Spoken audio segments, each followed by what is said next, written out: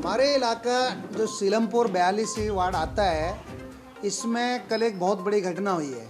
हमारे इलाके में हज्जन शकीला अफजाल निगम पार्षद है, उनके पति हाजी अफजाल जो मकोका के सबसे पहले सज़ा याफ्ता है और जिन्हें केजरीवाल ने अपनी पार्टी में शामिल करके खुद पट्टा पहनाया, वो इंसान कल हमारे एक कांग्रेसी नेता के साथ में मारपीट करता है और वो ये कहता है कि मेरे इलाके में कोई भी इलाके के अंदर गलत काम के बात नहीं करेगा।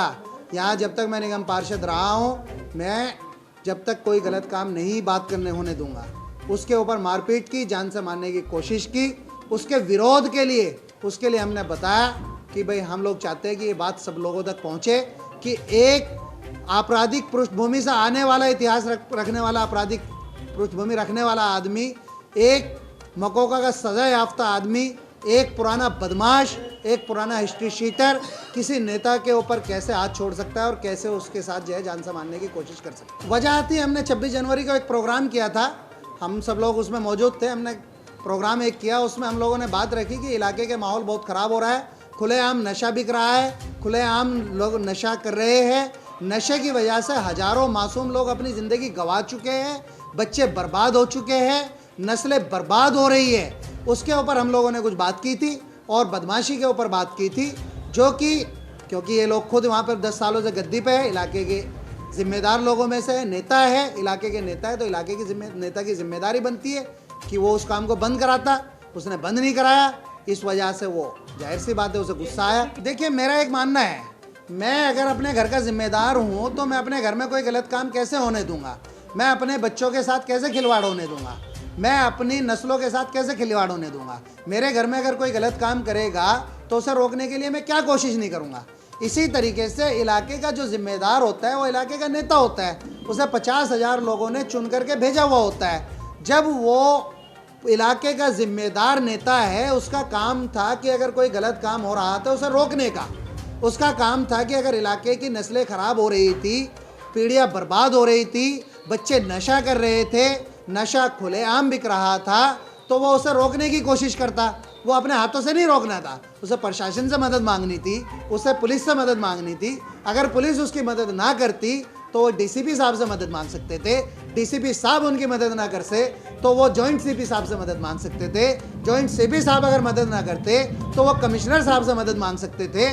कमिश्नर साहब भी उसकी मदद ना करते, वो मुख्यमंत्री के पास मदद मांगने जा सकते थे, वो धरना दे सकते थे, वो होम मिनिस्टर साहब के पास जा सकते थे, वो प्रधानमंत्री के पास जा सकते थे, क्योंकि वो हमारे इलाके के चुनिंदा नेता थे और वो 50,000 लोगों के चुने हुए नेता थे।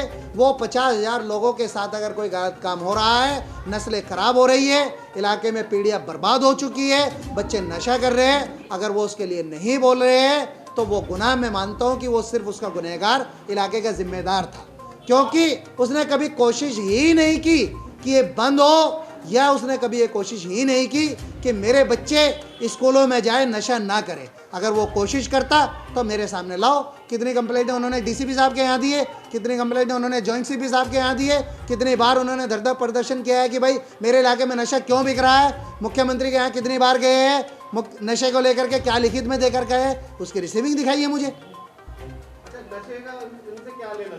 नशे का लेना देना उनसे नहीं है। मैं ये बिल्कुल नहीं कह रहा कि नशा वो बेच रहे हैं। मेरा कहने का मकसद ये है, इलाके के 50,000 लोगों ने उन्हें जिम्मेदार बनाया, इलाके का नेता बनाया, और एक इलाके के नेता की जिम्मेदारी होती है कि इलाके में कोई गलत काम ना हो, उनके इलाके में कोई बच्चा बिगड़े ना, उनके इलाके में कोई बच्चा अगर नशा कर रहा है तो उसे रोकने की कोशिश करे, उनके इलाके में अगर नशा बिक रहा है तो उसे रोकने की कोशिश करे। वो रोकेगा खुद नहीं, वो प्रशासन से मदद मांग सकता है, लेकिन प्रशासन से मदद तब मांगेगा जब वो चाहेगा कि मेरे इलाके में माहौल सुधरे। वो जब चाहेगा कि मेरे इलाके की नस्लें सुधरे, जब वो मदद मांगेगा। कांग्रेस पार्टी का भावी प्रत्याशी हूँ, कांग्रेस पार्टी से चुनाव मैदान में उतरने जा रहा हूँ, और अब मैं इस जुल्म के खिलाफ आवाज़ पूरी मजबूती के साथ उठाऊंगा। इवन मेरी जान को खतरा है, कल मेरे एक दोस्त के ऊपर जानलेवा हमला किया गया, हो सकता है आज मेरे ऊपर भी जानलेवा हमला करा दिया जाए, हो सकता है उनके कोई समर्थक मेरे ऊपर जानलेवा हमला कर दे, हो सकता है मेरे समर्थकों के ऊपर जानलेवा हमला किया जाए। मीडिया के द्वारा मैं सब लोगों को मैसेज देना चाहता हूं कि अगर मेरा एक बाल भी बांका हुआ एक किसी भी गुंडे बदमाश ने मेरा एक बाल भी उखाड़ने की कोशिश की तो उसका जिम्मेदार सिर्फ और सिर्फ पार्षद पति हाजी अफजाल होगा। ये मकोका का सबसे पहले सजा याफ्ता बदमाश है, ये हिस्ट्री शीटर है, ये 25 से ज़्यादा मुकदमे इसके ऊपर है, इसके परिवार के ऊपर 250 से ज़्यादा मुकदमे हैं।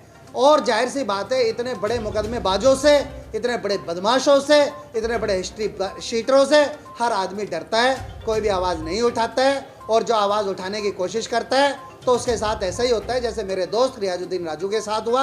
हो सकता है कल मेरे साथ भी हो जाए।